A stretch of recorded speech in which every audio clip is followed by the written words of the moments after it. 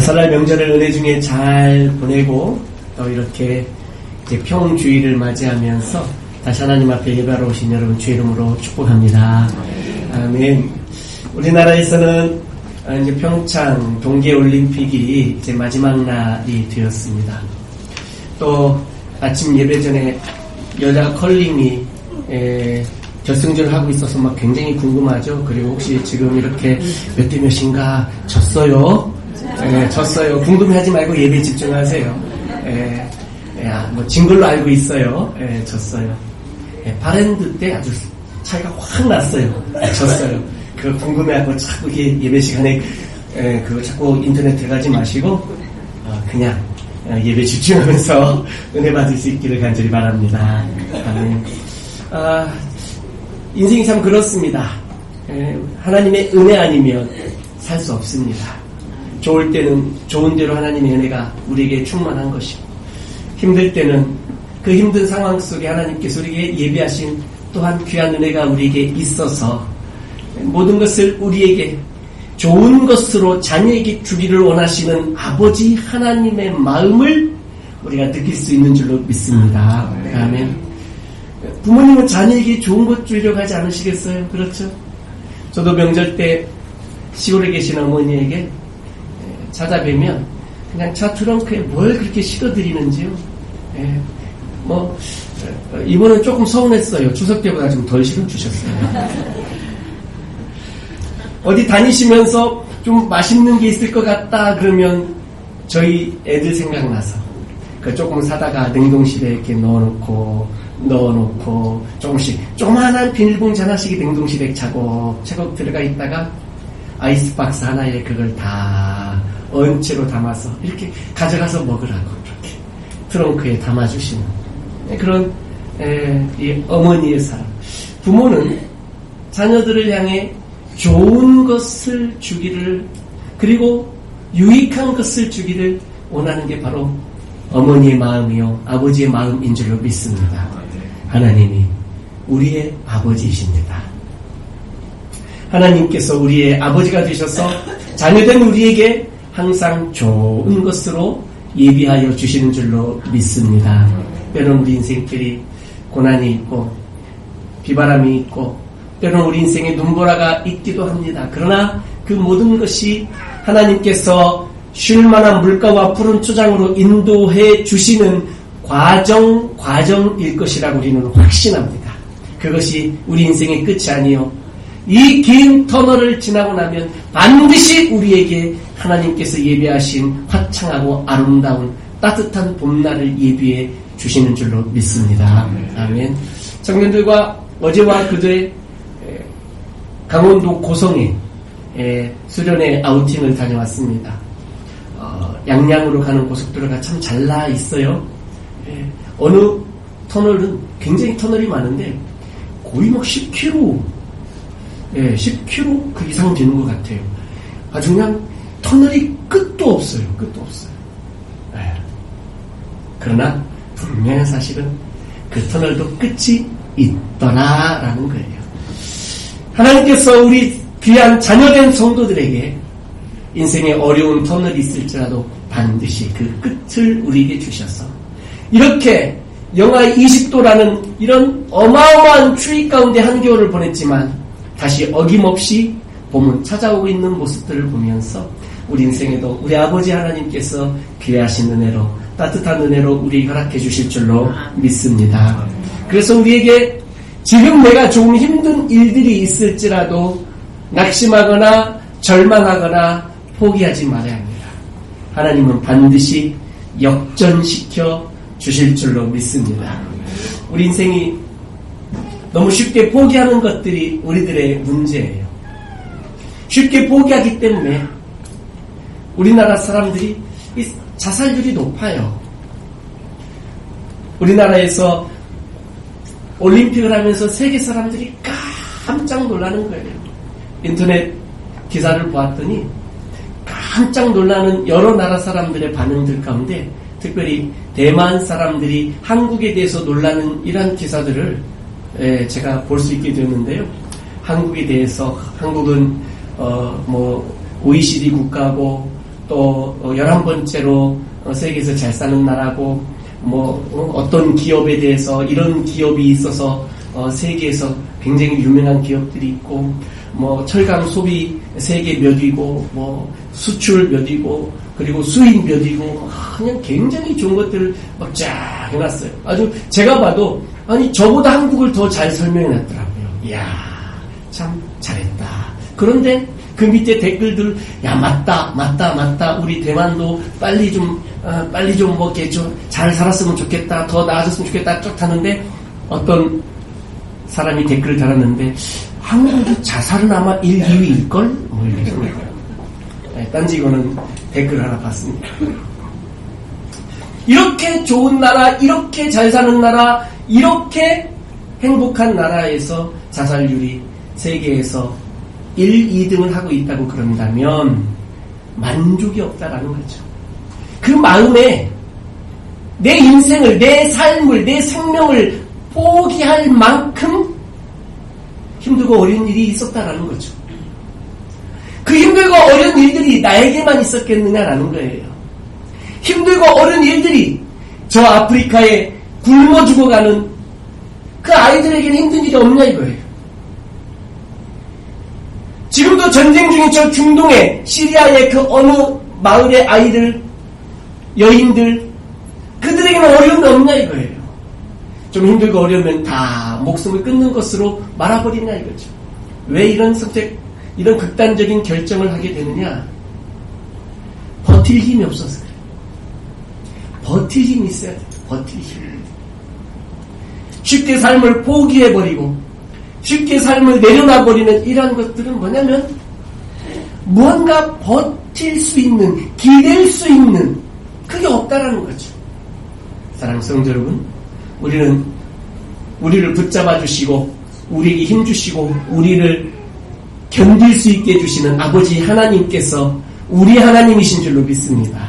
우리는 그분을 의지하고 그분 앞에 나아가서 그분을 기대고 그분께 맡기고 의뢰하고 그분이 우리의 인생을 붙드시고 돌보아 주시는 줄로 믿습니다. 아멘. 힘들고 어려울 때 주님 앞에 나아올 수 있기를 주의 이름으로 축복합니다. 주님 앞에 나아가면 모든 것들을 반드시 아름답게 변화시켜 주실 줄로 믿습니다. 오늘 본문에 등장하는 한 어머니가 나옵니다. 이 어머니, 아마 성경에 여러 여인들이 나오지만 이 여인만큼 가슴 시린 여인이 있을까 싶습니다. 이 여인은 가나안 여인이라고 오늘 본문에 소개되어집니다. 마가복음 7장에 똑같은 본문이 나오는데요. 이 여인은 스로보니게 여인이다 라고 말합니다. 가나안, 즉 다시 얘기하면 이방 여인입니다. 이방 여인. 유대인들은 이방인들을 개로 취급을 했습니다. 실제로 개로 여겼습니다. 그러니 상종하지도 않겠다라는 것이죠. 이 이방 여인이 굉장히 가슴 아픈 일이 있는데 바로 자기 딸이 귀신 들려서 굉장히 힘들고 어려운 처지에 있다라는 것이에요. 이 문제를 가지고 예수님께 나아오셨어요. 예수님께 나와서 주여 우리를 건져주소서. 오늘 본문 같이 한번 찾아봅니다. 마태복음 15장 말씀입니다.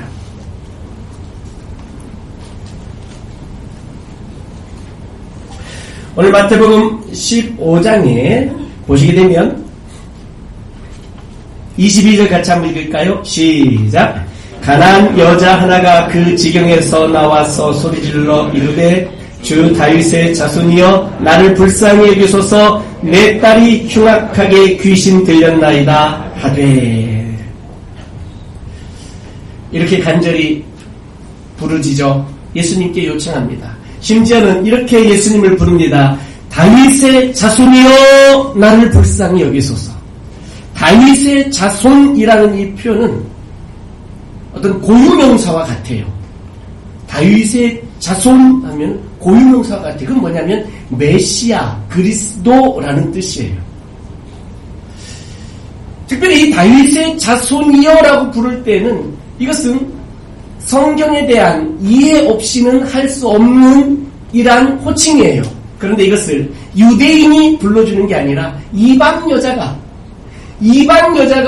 예수님을 향하여 다윗의 자손이여 라고 부르고 있는, 이것은 정말 놀라운 발언이에요. 이걸 어떻게 알았을까? 이스라엘의 모든 그 구약 성경의 내용들, 그 배경들, 이스라엘의 역사들, 그 모든 것들을 다 이해하고 있어야 할 수 있는 바로 이 호칭이에요. 다윗의 자손이요. 다윗의 자손이요. 나를 불쌍히 여기소서. 이미 이 여인이 예수님 앞에 찾아왔을 때는 그냥 어디서 소문 듣고 용한 의원이 하나 있대더라. 용한 의사가 하나 있대더라. 한번 찾아가 보자.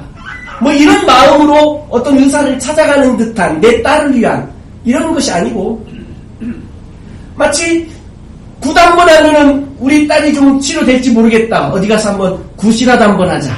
뭐 이런 마음으로 무당을 찾아간 것도 아니라 내가 지금 찾아가서 만나야 될 그분이 누군지를 정확하게 알고 찾아간 거예요. 다윗의 자손이에요. 우리도 우리 주님을 사랑하고 주님 앞에 나옵니다. 우리도 주님에 대한 더 정확한 지식과 더 정확한 믿음이 우리 안에 있기를 간절히 소망합니다. 예수님을 찾아와서 다윗의 자손이여 라고 하고, 그리고 나를 불쌍히 여기소서 내 딸이 흉악하게 귀신 들렸나이다 라고 이렇게 간절히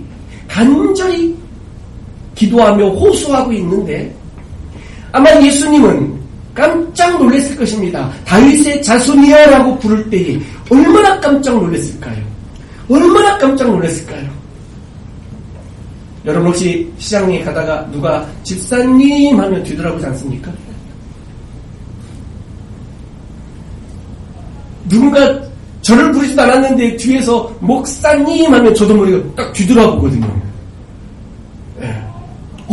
누가 아는 사람 있는 모양이다. 누가 나를 부르는 모양이다. 뒤돌아보게 돼 있거든요. 그런데 이방 여인이 지금 예수님께서 두루와 시돈 지방이라는 이방 땅에 가셨는데, 그 이방 땅에서 이방 여인이 다윗의 자손이여라고 불렀을 때에 얼마나 깜짝 놀랐을까요? 메시아이신 예수님께서. 또 이 다윗의 자손이여라는 얘기를 들은 12명의 제자들, 이 12명의 제자들은 또 어떤 생각을 하고 있었을까요? 도대체 아직도 제자들은 이분이 다윗의 자손인지, 이분이 메시아인지, 이분이 그리스도이신지, 이분이 우리의 구세주이신지 아직 12명의 제자들도 바른 이해가 아직 형성되기 전이에요. 아직도 예수님께서 물 위를 걸어와서 바다를 잔잔케 하셨을 때에 12명의 제자들이, 그들이 서로 주고받은 대화는 이분이 누구이시기에 바람과 바다가 순종하는가? 이분이 도대체 누구이시기에 잘 모르고 있는 거예요. 제자들도. 그런데 이 이방 여인이 다윗의 자손이여 라고 불렀을 때 예수님은 얼마나 깜짝 놀랐을 것이고, 제자들은 도대체 이게 무슨 얘기인가? 도대체 이게 이 여인이 하는 얘기가 무엇인가? 깜짝 놀랐을 것입니다. 그래서 23절에 예수님의 제자들은 바로 이렇게 얘기합니다. 그 여자가 뒤에서 소리 지르니 그를 보내소서. 다윗의 자손이여라는 이 발언은 제자들이 듣기에는 굉장히 이해하기 어려운 이야기였을 것이고, 도대체 이분이 메시아라고 부르는 저 여인은 그냥 귀찮고 성가신 존재밖에 될 수 없는, 그러니 보내소서. 예수님은 대답하지 않으셨습니다. 깜짝 놀랐을 터인데 예수님은 대답도 하지 않으시고 눈길도 주지 않으셨습니다. 가슴 시린 딸을 위한 이 어머니의 간절한 호소는 여기서 멈추지 않습니다. 갑자기 여자가 달려옵니다. 그리고 예수님 앞에 절합니다. 넙죽 엎드려서 주여 저를 도우소서. 한 번 더 간절하게 기도합니다. 이러한 간절함은 어디에서 나올까요? 절박함에서 간절함이 나오는 겁니다. 절박함. 따라합시다. 절박함. 절박함이 간절함을 만들어요. 때론 우리 인생에 힘들고 어려운 절박한 일들이 있을 수 있지만 그 절박함이 우리에게 간절함을 갖게 하는 줄로 믿습니다. 간절하게 만든 거예요. 그리고 그렇게 저를 도우소서 했던 예수님께서 이번에는 대답해 주십니다. 이 대답이 이 여인의 마음을 많이 아프게 했을 거예요. 26절 한번 같이 읽을까요? 26절 시작. 대답하여 이르시되 자녀의 떡을 취하여 개들에게 던짐이 마땅하지 아니하니라. 자녀의 떡을 취하여 개들에게 던짐이 마땅하지 않다라고 말씀합니다. 유대인들은 이방인들을 개로 여겼기 때문에 당연히 개라고 부르는 게 자연스럽다라는 이런 정도가 아니라 그 여인을 직접 있는 자리에서 그 마음에 굉장히 큰 상처와 아픔과 자존심 상하게 하는 이런 이야기를 예수님께서 툭 하신 거예요. 자녀의 떡을 취하여 개들에게 던짐이 마땅치 않다라는 것입니다. 예수님께서는 마가복음 병행 본문에 보게 되더라도 예수님께서는 이 땅에 오신 것은 먼저 유대인들을 위하여 이 땅에 오셨다라고 말씀합니다. 예수님께서는 먼저 유대인들이 예수 그리스도를 메시아로 영접하기를 원하셨습니다. 그리고 제자들을 파송하여 마태복음 10장에 보게 되면 제자들을 파송하여 전도 선교 여행을 보냈을 때에 유대인들에게로 가서 복음을 전해라 라고 말씀합니다. 이방 땅에 가지 말고 유대인들에게 가서 동족에게 가서 형제들에게 가서 복음을 전해라 라고 하셨는데 예수님께서 이 똑같은 이 선교 정책을 예수님이 유지하고 계신 거예요. 이방 여인 아직 내가 너희를 돌볼 때가 아니다. 뭐 이런 말씀인 것 같아요. 여인이 이야기를 듣고 주님 앞에 대답합니다. 27절 같이 읽을까요? 시작. 여자가 이르되 주여 올소이다마는 개들도 제 주인의 상에서 떨어지는 부스러기를 먹나이다 하니 개들도 제 주인의 상에서 떨어지는 부스러기를 먹나이다. 본래 양식인 떡이 아니라 거기서 먹다가 흘린 부스러기, 이 부스러기만 가지고라도 내 딸은 고쳐지고 치유되고 회복될 능력이 충분히 있다라는 거죠. 이 부스러기만 먹어도 자녀들에게는 큰 떡 덩어리를 주시고 이방 여인이고 개 취급당하는 나에게는 그 자녀들이 먹다가 흘린 부스러기라도 좀 주십시오. 이렇게 간절하게 주님 앞에 호소하는 이 모습을 보게 되는 것들이죠. 단호하고 차갑게 거절하시는 예수님 앞에 이 여인은 포기하지 않고 간절한 마음으로 그것도 상처받고 또 무시당한 이런 예수님의 발언을 들었음에도 불구하고 그는 겸손하게 그 모든 부끄러움과 수치를 가슴에 담지 않고 오직 딸을 위하여 오직 딸의 치유를 위하여 그렇게 간절히 주님 앞에 나온 모습을 보게 되는 것들이죠. 사랑하는 성도 여러분, 우리에게 필요한 것이 바로 이러한 겸손한 간구, 겸손한 기도입니다. 기도는 가장 중요한 것은 기도라는 것은 관계성에서 나오는 것이 기도입니다. 기도하는 자와 그 기도를 받으시는 분의 관계성. 하나님은 우리의 기도를 받으시는 분이고 우리는 기도하는 자들입니다. 관계성을 볼 때에 그분은 우리의 아버지이시고 우리는 자녀이죠. 그러니 아버지와 자녀됨이란 이 관계성 때문에 그 기도가 유효하고 그 기도가 바른 기도가 될 수 있다라는 것입니다. 이 관계성이 없을 때에 그 나와 관계가 없는 그 누구를 기도의 대상으로 삼고 기도한다라는 것은 이것은 엉뚱한 기도가 되는 거죠. 마치 돌부처 앞에 가서 우리 예수 믿는 성도들이 기도한다고 하면 생각해 보십시오. 기도하는 자는 기도하는지 모르지만 그 기도를 받는 돌부처는 기도하는 자와 관계성이 없다라는 거예요. 관계성. 그러니 그 기도가 헛된 기도가 될 수밖에 없는 것들이죠. 그러니 자녀가 아닌 이방 여인이 예수님과의 관계성을 볼 때 관계성이 없다는 거예요.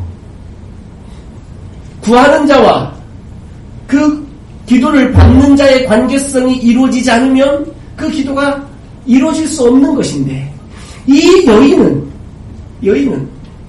주님과의 전혀 관계성이 없는 이 여인은 예수님 앞에 나와서 구하고 있다는 거예요. 놀랍지 않습니까? 자녀들은 구하지 않고 떡덩이를 받아요. 왜? 부모들은 자녀에게 항상 좋은 것을 주시기 때문에 그래요. 악한 자라도 죄인이라 할지라도 자기 자녀에게는 좋은 것을 줄 줄 안다라는 거죠. 떡을 달라면 돌을 줄 부모가 어디 있겠느냐 이거예요. 생선을 달라고 하는데 자녀가 뱀을 갖다 줄 부모가 어디 있겠느냐라는 거예요. 악한 자도 자식에게는 좋은 것을 준다라는 거죠. 하물며 우리의 아버지 되신 천부께서, 하나님께서 우리에게 좋은 것을 주시지 않겠느냐라는 거예요.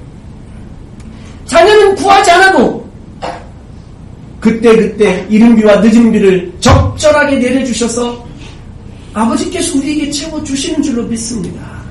할렐루야. 우리 인생을 살아가면서 이런 하나님의 공급하심을 경험할 수 있기를 주의 이름으로 축복합니다.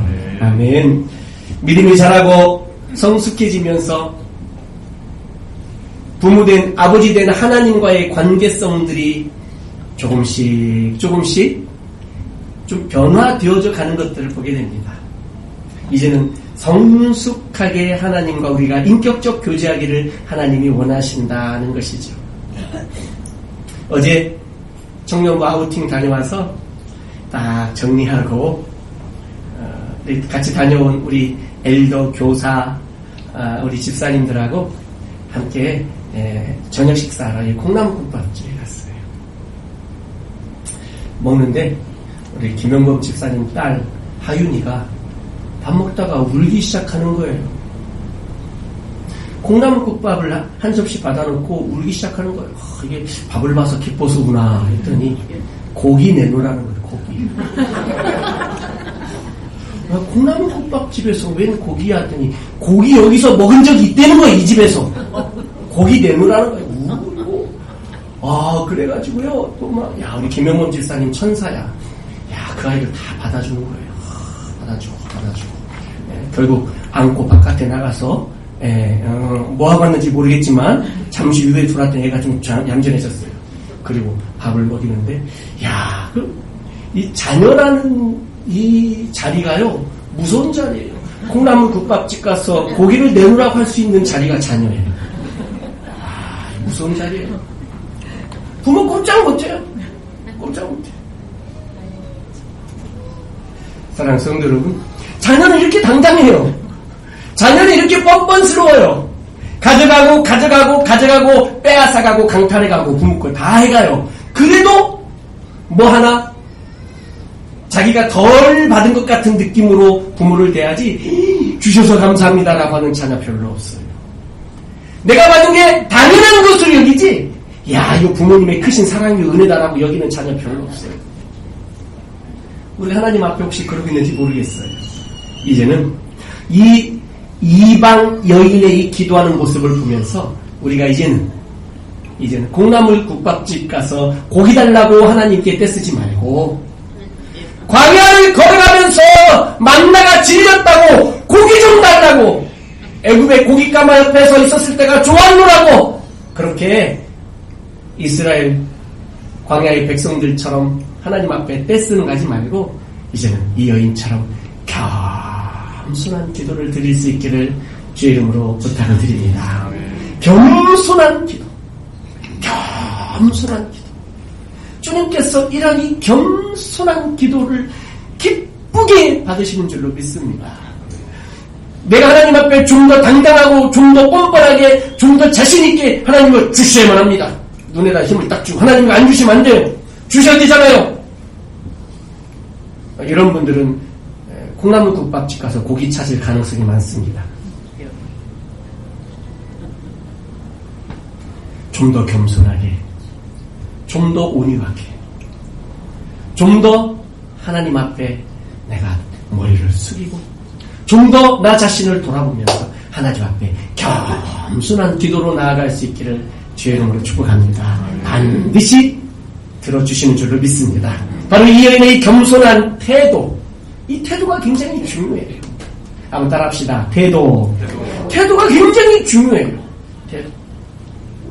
올림픽 기간이기 때문에 올림픽 얘기하지 아니할 수 없어요. 어젯밤에 여자 메스 스타트에서 어느 우리 한국 여자 선수가 은메달을 땄어요. 정말 대단했어요. 그러나 우리는 다 알고 있어요. 그 선수가 팀추어 경기에서 무리를 일으켰다는 사실을 우리는 잘 알아요. 그게 굉장히 큰 무리가 되었고 청와대에 많은 국민들이 이 서명운동을 벌려서 청와대에서 30만 명 넘게 서명했기 때문에 의무적으로 이 일에 대해 대답할 의무가 생겨버렸어요. 굉장히 힘든 문제가 생겼어요. 이 국민들이 분노한 그 원인이 어디에 있었느냐면 그들 안에 있었던 어떤 불화나 선수들 간에 불화 있을 수 있죠. 한 팀이면 더 좋겠지만 불화나 그들이 등수 안에 들지 못해서 예선에서 떨어진 것이나 이런 문제가 아니라 태도였어요. 인터뷰를 하는 태도. 그럼 다시 한번 따라합시다. 태도가 중요해요. 어제 은메달을 따고 빙판 위에서 큰절을 하더라고요. 큰절.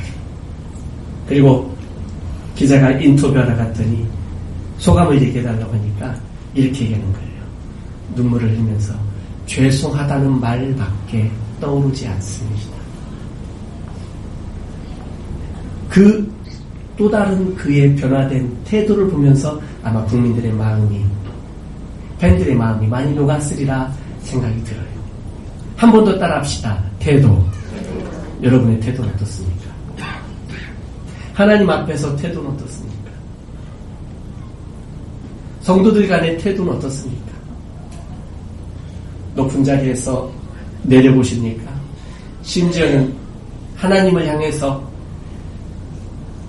하나님 이것 꼭 주셔야만 합니다. 마치 우리 속담에 우물가에 가서 숭늉 내놓으라고 떼쓰듯이 콩나물 국밥집 가서 고기 내놓으라고 떼쓰듯이 하나님 앞에서 그런 자칫 교만하거나 자칫 불순하거나 무례하거나 이런 잘못된 태도로 하나님 앞에 서 있지는 않으십니까? 사랑하는 성도 여러분, 겸손한 태도로 주 앞에 설 수 있기를 주의 이름으로 축복합니다. 바로 이 겸손함이 결과적으로 이 여인의 간구가 응답받고 딸이 치료받을 수 있는 굉장히 중요한 핵심이 되었다는 사실을 우리가 알아야 돼요. 개 취급을 받으면서도 주님 앞에 다시 한번 간구하기를 내가 개 맞습니다라고 인정하는 거예요. 저 개 맞습니다. 그렇지만 개들도 주인의 상에서 떨어지는 부스러기를 먹습니다. 그 부스러기라도 좀 주십시오. 그러면 내 딸이 낫겠나이다. 라고 이렇게 간구하는 이 겸손한 이 태도가 주님의 마음을 움직이시고 그리고 예수님께서는 이 여인을 칭찬했어요. 이스라엘 중에서도 이만한 믿음을 보지 못했다. 네 여자여 내 믿음이 크도다. 마태복음에서 믿음이 크다라는 것은 이 본문이 유일해요. 여자여 네 믿음이 크도다. 큰 믿음을 가졌다는 거예요. 전체적인 문맥들을 볼 때 예수님께서 이 여인을 차갑게 대하신 것은 일부러 이방인이기 때문에 배척하기 위해서가 아니라 가만히 보니 이 여인을 시험하신 거예요. 테스트하신 거예요. 이런 상황 속에서도 그 간절한 마음으로 주님 앞에 구하는지 이걸 보고 싶었다라는 거죠. 가만히 보면 우리도 인생을 살면서 신앙생활에 가면서 때로는 수치스러운 일을 만나기도 하고 이 여인처럼 힘들고 어려운 상황 속에 빠지기도 하고 기도해도 응답이 없기도, 때로는 기도했을 때 거절을 당하기도, 때로는 내가 계획한 대로 인생이 펼쳐지지 않는 모습들을 당하기도 합니다. 이렇게 힘들고 어려운 상황들을 만나게 되었을 때에 그 상황이 바로 이 여인처럼 주님이 우리를 시험하시고 테스트하는 것이 아닌가, 우리 한번 잘 돌아볼 필요가 있습니다.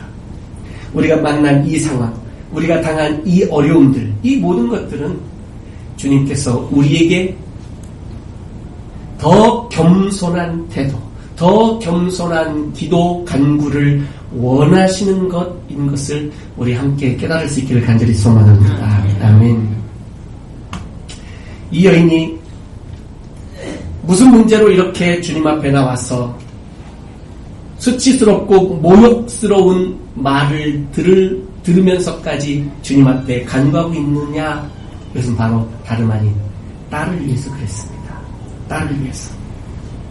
흉악한 귀신 들린 딸을 고쳐달라고 간구하고 있는 이 모습,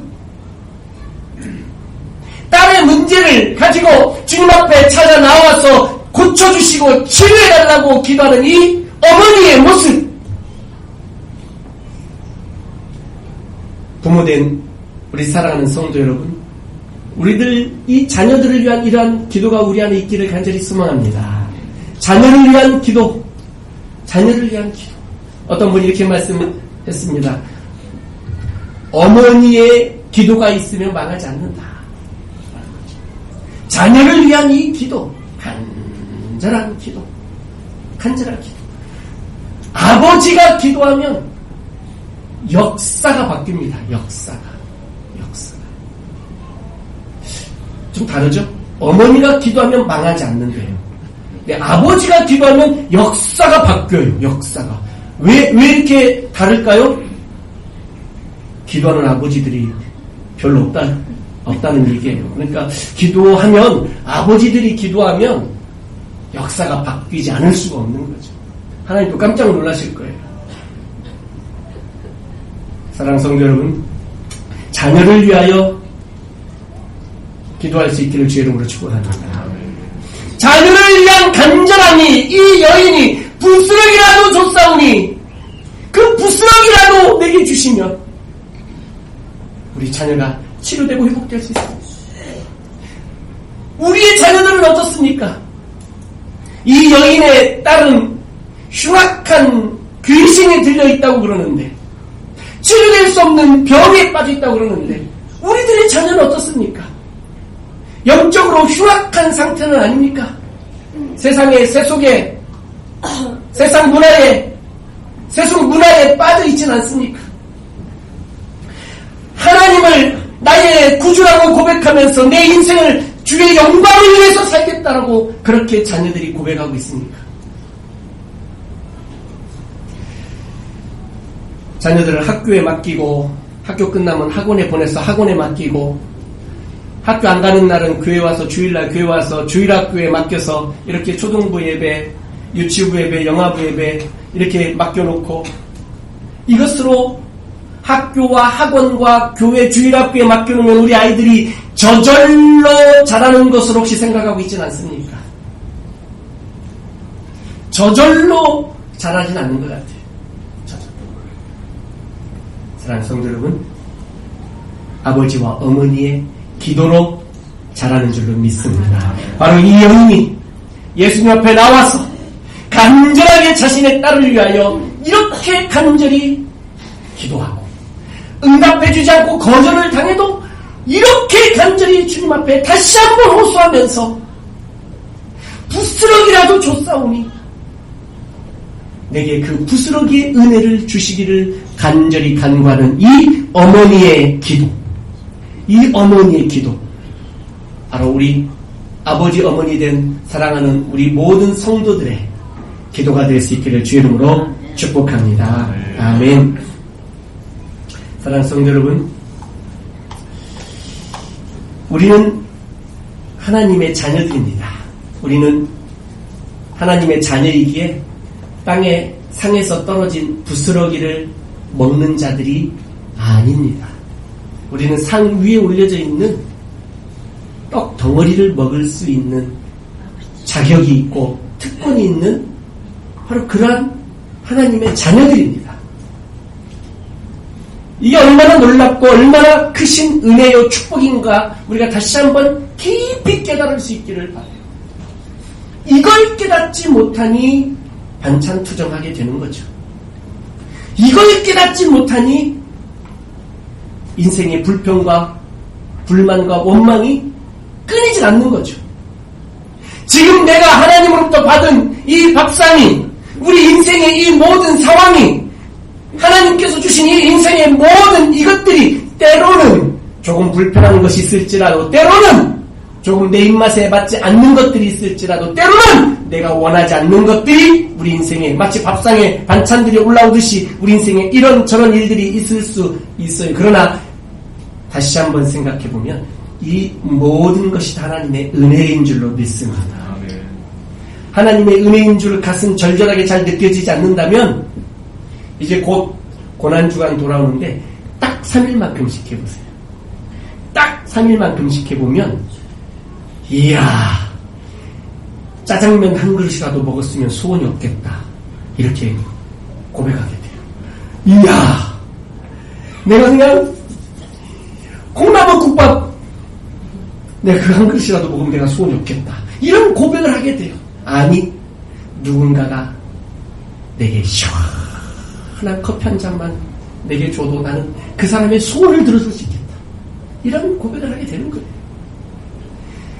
내가 내 인생에 그 하나님으로부터 받은 그 자녀됨의 특권들을 내가 절절하게 내 마음에 깨닫고 있지 못하니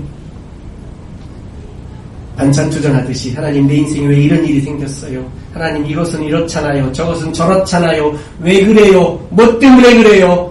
원망, 불평들이 우리 인생에 가득하게 되면서 하나님 앞에 자녀로 살지만 이방 여인과 같은 겸손한 마음으로 주 앞에 서지 못하는 우리들의 모습이 있다는 것입니다. 사랑하는 성도 여러분, 부스러기라도 줬사오니 주님 부스러기의 은혜라도 주신다면 감사함으로 받겠습니다. 하나님의 은혜가 필요합니다. 주님, 우리 자녀를 위한 은혜가 필요합니다. 우리 가정을 위해 하나님 주의 특별하신 은혜가 필요합니다. 우리 손주들이 믿음으로 서기를 원합니다. 이러한 간절한 마음으로 주 앞에 다시 한번 설 수 있기를 소망합니다. 우리는 너무나도 유혹하는 것들이 많은 세상 속에서 살아가고 있습니다. 쉽지 않습니다. 믿음을 지키면서 산다는 것이 얼마나 어렵습니까? 어렵습니다. 이렇게 힘들고 어려운 우리 인생을 살아가면서 믿음을 지키고 산다는 것은 하나님의 특별하신 도움이 없이는 우리가 설 수 없는 것들이지요. 하나님의 그 특별하신 도우심, 하나님의 특별하신 은혜들은 마치 마른 하늘에 벼락이 치면서 우리에게 어떤 기적 같은 역사로 나타나는 게 아니라 특별한 은혜는 이미 우리의 모든 일상생활 속에 아주 평범하게, 지극히 평범하게, 뛰어날 것도 없고 뭔가 특별할 것도 없이 평범한 그 모든 상황 가운데 이미 하나님께서는 당신의 그 크신 사랑으로 우리를 안으시고 우리에게 예비해 주셨고 이미 우리에게 보여주셨고 공급해 주셨고 우리의 손에 쥐어주셨고 우리로 하여금 그것을 누리게 해 주셨다라는 사실이에요.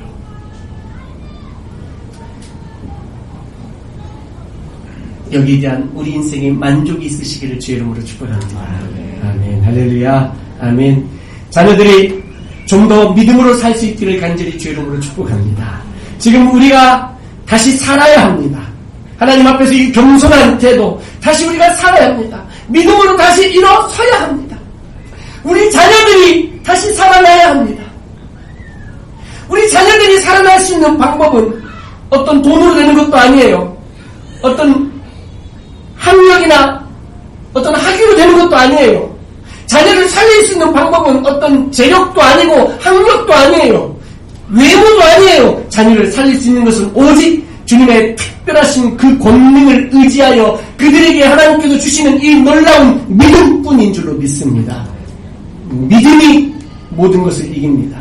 믿음만 있으면 모든 것이 다 아름답게 변화되는 줄로 믿습니다. 믿음만 있으면 폭풍 가운데서도 평안을 누리게 되는 줄로 믿습니다. 사랑하는 성도 여러분, 오늘 예수님께서 이 여인에게 칭찬하셨듯이 네의 믿음이 크도다, 네의 소원대로 되리라 라는 이 예수님의 칭찬처럼 믿음이 크도다라는 이러한 칭찬을 들을 수 있기를 주의 이름으로 축복합니다. 아멘. 히브리서 11장 6절 말씀에 믿음이 없으면 하나님을 기쁘시게 할 수가 없다라고 말씀합니다. 하나님이 기뻐하시는 것이 무엇일까요? 소를 잡고 양을 잡아서 하나님 앞에 드리면 기뻐하실까요?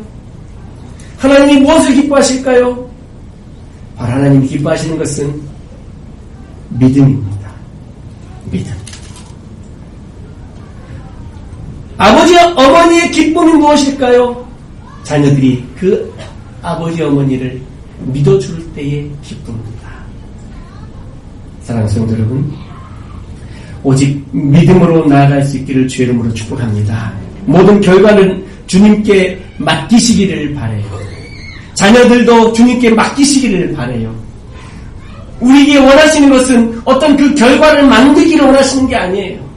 과정 자녀들을 믿음으로 키워내기를 원하시는 거예요. 충성되이 성실하게 신실하게 믿음으로 자녀들을 그리고 가정을 그리고 교회를 그렇게 섬기고 세우기를 원하시는 거예요. 결과는 하나님 소관인 줄을 믿습니다. 결과는 하나님께 맡기기를 원해요. 우리가 힘을 쓴다고 애를 쓴다고 그래서 우리의 키가 한 자나 더 자랄 수 있겠느냐? 아니, 그렇게 할 수 없어요. 우유 많이 먹고 운동 많이 하면 키가 갑자기 한 30cm 확 자랍니까? 쉽지 않아요. 하나님께서 우리 인생을 책임져 주실 때에만 그때서야 비로소 우리 인생이 아름답게 변화되는 줄로 믿습니다. 주님께 모든 결과를 맡기고 주님 앞에 은혜를 구하시면서 주님, 제가 믿음으로 주님 앞에 나왔습니다. 주여, 내게 큰 떡덩이를 자녀의 밥상에 올려주지 않았을지라도 떨어진 부스러기라도 내가 주님 감사합니다. 부스러기의 은혜를 주시옵소서. 부스러기의 은혜를 주시옵소서. 겸손하게 주님 앞에 머리를 숙이고 겸손한 태도로 주님 앞에 다시 한번 우리가 믿음으로 설 수 있기를 주의 이름으로 축복합니다. 반드시 주님께서는 우리를 만나주시고 반드시 주님께서 우리를 다시 세워주실 줄로 믿습니다. 하나님 앞에서 그리고 예수님 앞에서 그리고 성령님 앞에서 다시 한번 믿음으로 살겠노라고 고백할 수 있기를 주의 이름으로 축복합니다. 이렇게 설날 명절을 보내고 새로운 한 해가 다시 시작하게 되면서 하나님, 이 한 해를 내가 믿음으로 살겠습니다. 주님, 우리 자녀들이 믿음으로 회복되기를 원합니다. 부모님, 나의 기도를 통하여 우리 자녀의 회복이 일어나고 부모의 기도를 통하여 자녀들의 삶에 아름다운 변화가 일어나고 아픈 곳이 치유가 되고 힘들고 어려운 상황들이 나아지며 자녀들의 인생 앞길이 부모의 기도로 열리게 되고